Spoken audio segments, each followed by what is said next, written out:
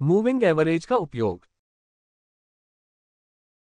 सैद्धांतिक रूप से जब हम प्राइस एक्शन ट्रेडिंग के बारे में बात करते हैं तब हम टेक्निकल इंडिकेटर्स का उपयोग नहीं करते और ट्रेडिंग का निर्णय पूरी तरह से सिक्योरिटीज के प्राइस एक्शन अर्थात भाव के उतार चढ़ाव के आधार पर लेते हैं।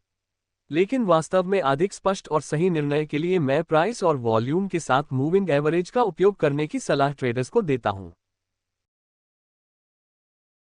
मूविंग एवरेज ये सबसे लोकप्रिय टूल है, लेकिन यह नहीं भूलना चाहिए कि प्राथमिकता प्राइस एक्शन को ही दी जाती है। प्राइस एक्शन में जो भी अस्पष्टता होती है उसे दूर करने के लिए और अधिक सटीक अनुमान प्राप्त करने के लिए हमें मूविंग एवरेज का उपयोग करना चाहिए। मूविंग एवरेज यह एक बहुत ही अच्छा टूल साबित हो सकता है यदि आपको पता हो कि कौन से एवरेज का उपयोग कब करना है। इस चैप्टर में मैं सबसे प्रभावी और व्यापक रूप से उपयोग में आने वाली मूविंग एवरेज के बारे में बताने जा रहा हूं जिसका प्राइस एक्शन ट्रेडिंग में बहुत ही महत्व है। Moving average. मूविंग एवरेज एक आसान टेक्निकल एनालिसिस टूल है जो लगातार एवरेज प्राइस अपडेट करके प्राइस डेटा को अधिक उपयोगी बनाने का कार्य करता है। एवरेज अर्थात औसत यह निश्चित कालावधि के लिए लिया जाता है जो मिनट भी हो सकता है और दिन, सप्ताह या महीना भी हो सकता है। ये ट्रेडर की पसंद पर निर्भर करता है। मूविंग एवरेज भाव की दिशा निर्धारित नहीं करता, लेकिन वह वर्तमान दिशा का परिभाषित करता है जिसके आधार पर भविष्य का अनुमान लगाया जा सकता है। ये ट्रेंड पर आधारित इंडिकेटर है जिसका उपयोग ट्रेंड की दिशा निश्चित करने के लिए होता है। मूविंग एवरेज प्राइस चार्ट पर जो नॉइज दिखता है उसे घटाने या शांत करने का कार्य करता है।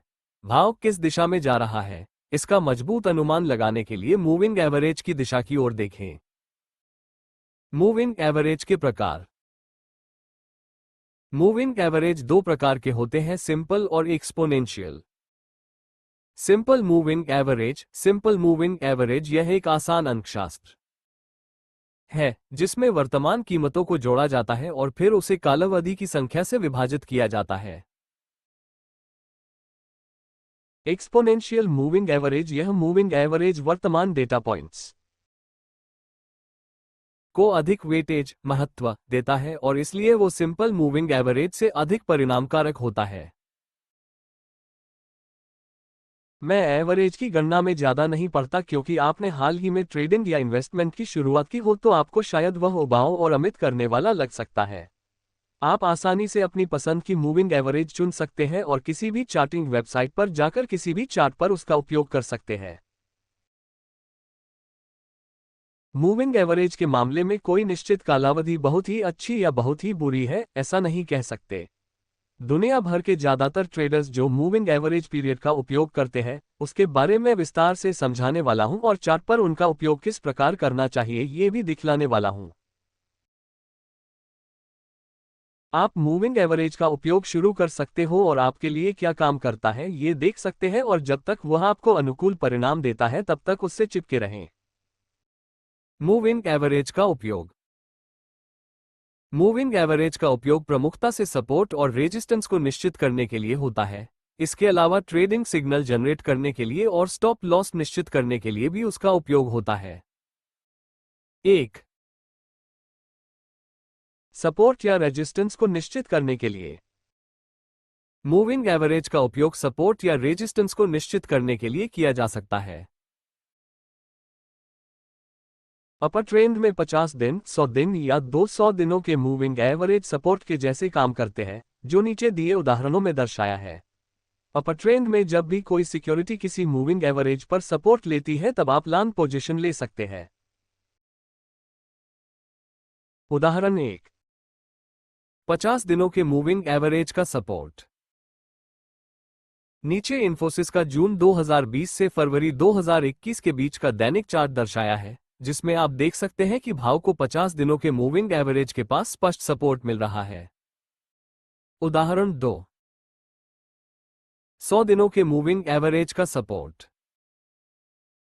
नीचे सन फार्मास्यूटिकल का जनवरी 2012 से मार्च 2013 के बीच दैनिक चार्ट दर्शाया है जिसमें आप देख सकते हैं कि भाव को 100 दिने मूविंग एवरेज के पास स्पष्ट सपोर्ट मिल रहा है।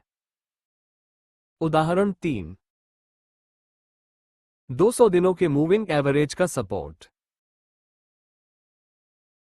नीचे रिलायंस इंडस्ट्रीज का जनवरी 2016 से जून 2019 के बीच का दैनिक चार्ट दर्शाया है, जिसमें आप देख सकते हैं कि भाव को 200 दिनों के मूविंग एवरेज के पास स्पष्ट सपोर्ट मिल रहा है।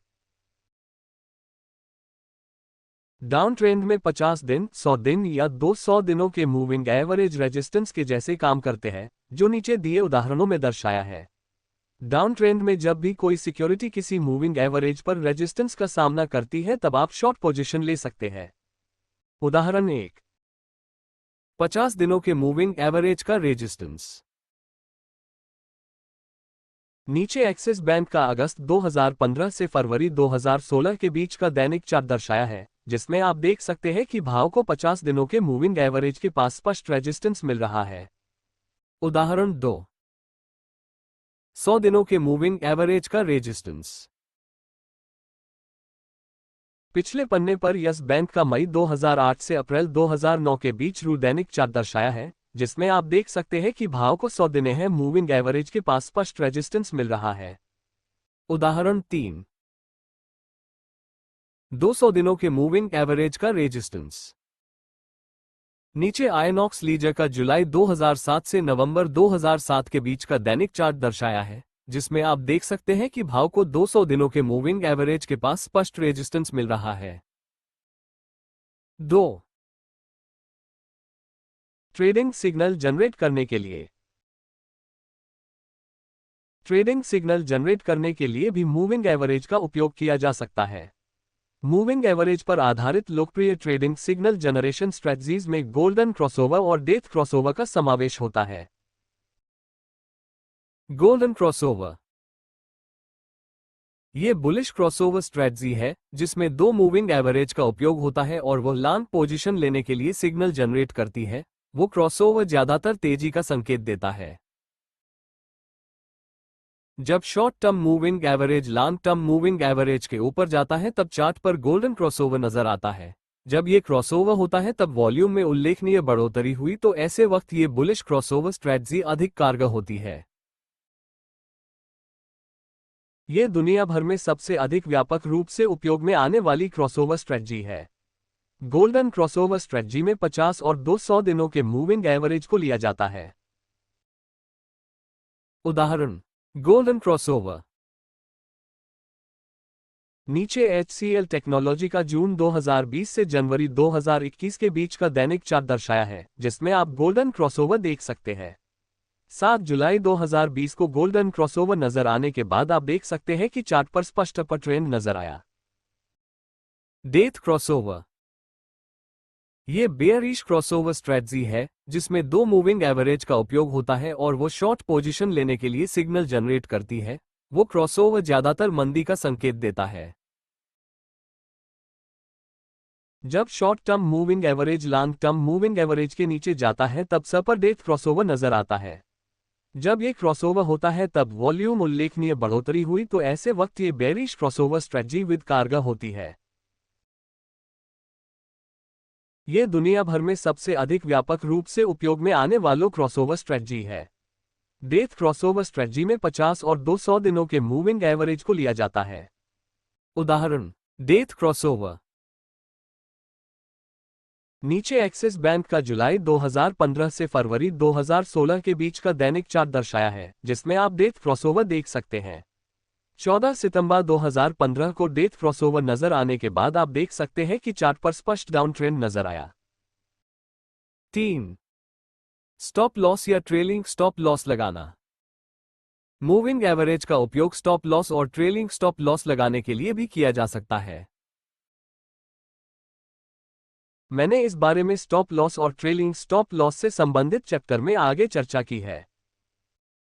महत्वपूर्ण नोट: ट्रेडिंग का निर्णय लेते समय सिर्फ और सिर्फ मूविंग एवरेज पर ही निर्भर नहीं होना चाहिए। सबसे पहले हमेशा प्राइस एक्शन को देखें, उसके बाद वॉल्यूम की जांच कीजिए और इसके बाद ही अधिक कंफर्मेशन के लिए मूविंग एवरेज का उपयोग कीजिए।